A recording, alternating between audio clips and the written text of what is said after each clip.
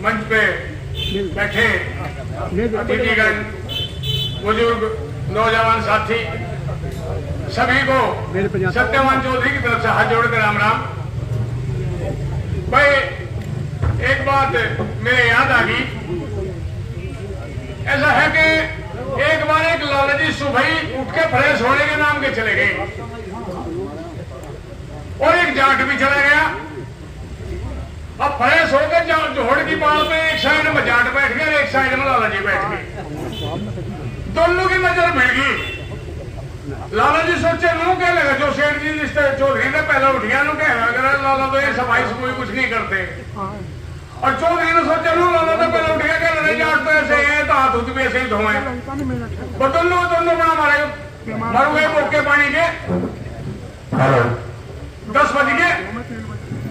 सेठाई ने देखा कि अरे सेठ जी लड़की फ्रेश होने के नाम के गए थे, आए नहीं अभी। तो उसने अपने छोरे को भेजा कि जाके अपने बाप को देखा। वो गया, जाके उसने कहा रे बापू दुकान भी नहीं खोल ली, 10 बज गए, यहाँ बोके बजा रहा तू। क्या लग रहा बोके के बजा रहा, जाट की क्या प्यार लग गया भाई। ऐसा है दुकान में फला सौदा रहा, वो इस भाव बेच लिए, वो इस भाव बेच लिए, और यूं सपड़ के तुझे ले आइए, हम तो उसके तुझे ले आइए। उसे उधार दे दिए, उसे नगद दे दिए, सारी बता दी। और थोड़ी देर पीछे चौधरी बोली अपने छोरे को, क्या लग रहा बापू गया था भाई, वो खेत बता हुआ रहा, खेत भी बाना या भैंस बोल रही अभी दिखानी थी। क्या लगा ठीक है, गया जाकर उसने अपने बापू कहा अरे बापू वो खेत बता हुआ रहा, उसे पूरा था, भैंस भी बोल रही। क्या लगा भाई बेटे बात सुन ले, खेत को बोले पड़ोसी को ले जाओ बुआ देगा, रही भैंस को फलाने के यहाँ ले जा, आके करवा ले। वो ब्याज की उसके खुर्ची उठ दिए, नुकड़ दिए, उसे चुंगा दिए, आके फिर वो फसल काट के वो फसल बो दिए। सेठ जी ने तो खड़ लांग दे ली, क्या लगा सल बढ़ गई भी कहीं सरल थे अगर। तो मेरे भाइयों ये हमारा फैक्ट्री वाला सरसादी लाल वही है जो अंग्रेजी हुकूमत में भगत सिंह को, सुखदेव, राजगुरु इनको फांसी लगाई थी, वही हमारा फैक्ट्री मालिक है। और मुझे तो ऐसा जैसा कि यहाँ जितने बैठे हैं, जितने भी बैठे हैं, सबके सब सुभाष चंद्र बोस और भगत सिंह नजर आ रहे। और मैं क्या हूं वो भी बता रहा हूं तुम्हें। बनारस की गलियों में कुछ क्रांतिकारी चले हुए जा रहे थे, उनमें एक 13 साल का बच्चा भी था। आगे चल के बीच चौराहे पे अंग्रेजी हुकूमत सबको गिरफ्तार कर लेती है, जज के सामने पेश किया जाता है। जज समझता है कि ये तो छोटा बच्चा है, शायद किसी भूल के कारण आ गया हो। तो जज कहते हैं कि बेटा आप किसी भूल के कारण आए हो कि नहीं जज साहब जानबूझ कर आया हो। कि तुम्हारा नाम क्या है, तुम्हारे पिता का नाम क्या है, किसी ऐसे 2 व्यक्ति को जानते हो जो तुम्हारी जमानत दे सके। तो बच्चा मौन खड़ा रहता है। जज साहब को गुस्सा आ जाता है। जज साहब वर्तनी से कहते हैं कि इसको पकड़ के इसमें कोड़े लगाए जाएं। तो जज साहब सोच रहे थे कि बच्चे की पीठ पे कोड़ा पड़ेगा, बच्चा चीखेगा, चिल्लाएगा, दया की भीख मांगेगा, लेकिन उसके विपरीत हुआ। पहला कोड़ा बच्चे की कमर पर पड़ा, बच्चे ने कहा इंकलाब जिंदाबाद, राम राम जी। दूसरा कोड़ा पड़ा वंदे मातरम, तीसरा कोड़ा पड़ा कि भारत माता की जय। उठ के बच्चा हंसता हुआ खड़ा हुआ। हाँ जज साहब अब पूछिए आप क्या पूछना चाहते थे। कह रहे तो इतनी बात तो पहले ही बोल सकता था भाई। कि जज साहब रविंदर भाई मैं इसलिए नहीं बोला कि आप समझते होंगे कि बच्चा है ये टूट जाएगा, लेकिन मैं टूटूंगा नहीं, बिखरूंगा नहीं। तो बच्चा कैसे क्या बताता है जज साहब को,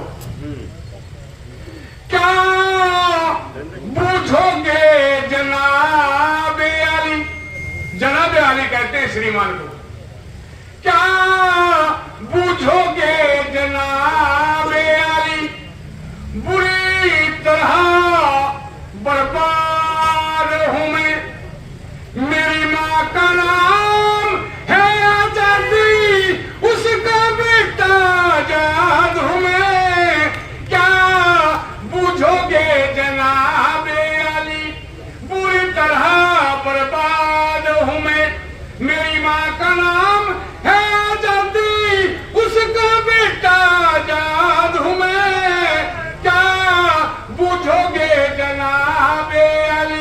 पहली बात में क्या बताया कि अरे भारत माँ को दुखी देख, भारत माँ को दुखी देख, दुख भारी मेरे मन में है, को न बुझाए तय बुझती मेरा लागी आग बदन में है।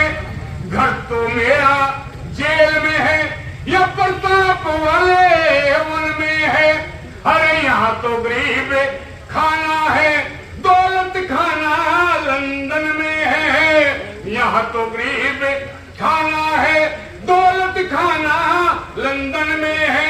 इसी आजादी की बिल्डिंग की एक छोटी सी बुनियाद हूं मैं, क्या बूझोगे जनाबे आली, बुरी तरह बर्बाद हूं मैं। मेरी माँ का नाम है आजादी, उसका बेटा आजाद हूं मैं, क्या बूझोगे जनाबे आली। अगले आजाद, तुम कहते हो तुम्हारे देश में हाथ से छाछ और दलिया खाया करते थे, हमने चम्मच से खाना सिखा दिया। तुम्हारे देश में घास फूस की झोपड़ी में रहा करते थे, हमने ऊंची ऊंची बिल्डिंगें बनवा दी। तुम्हारे देश वाले पैदल यात्रा किया करते थे, हमने मोटर गाड़ियां चलवा दी, और तुम कहते हो कि हमने तुम्हारे देश को बर्बाद कर दिया। कहते साहब, उन्नतशील देश नहीं होता मोटर कार विमानों से, उन्नतशील देश नहीं होता ऊंचे ऊंचे मकानों से, उन्नतशील देश होता है नौजवान चरित्रवानों से, नौजवान चरित्रवानों से। अरे ऋषियों की संतान के घर में, ऋषियों की संतान के घर में चोरी कर ली चोरा ने, हरी भरी फुलवारी का नाश कराए में ढोरा ने। भारत की संपत्ति लुटी चटनी चाट चटोरा ने, हर खून बहाया बुरी तरह से इन फिरंगी गोरों ने, हर खून बहाया बुरी तरह से इन फिरंगी गोरों ने। हर गोरों की बस्त खोलने वाला चंद्रशेखर आजाद हूं मैं, क्या बूझोगे जनाबे आली, बुरी तरह बर्बाद हूं मैं। मेरी माँ का नाम है आजादी, उसका बेटा आजाद हूं मैं, क्या बूझोगे जनाबे आली। अरे इतना तो है पता मुझे भाई, इतना तो है पता मुझे कि मैं कौमी परवाना हूँ, चलती हुई समा के ऊपर आज हुआ दीवाना हूँ। करके दमन गोरों को दम लूं मैं इतना मर्दाना हूँ। ऋषि दयानंद और श्रद्धानंद का मैं जाना पहचाना हूँ, ऋषि दयानंद और श्रद्धानंद का मैं जाना पहचाना हूँ।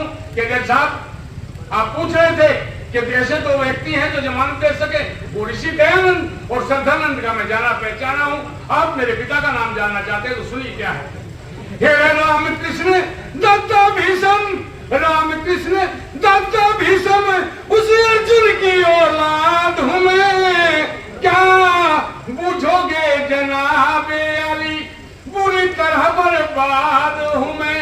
मेरी माँ का नाम है आजादी, उसका बेटा आजाद हूँ मैं, क्या बूझोगे जनाबे अली। हर दुखियों के दुख दर्द की कोई, दुखियों के दुख दर्द की कोई पीर पराई क्या जाने।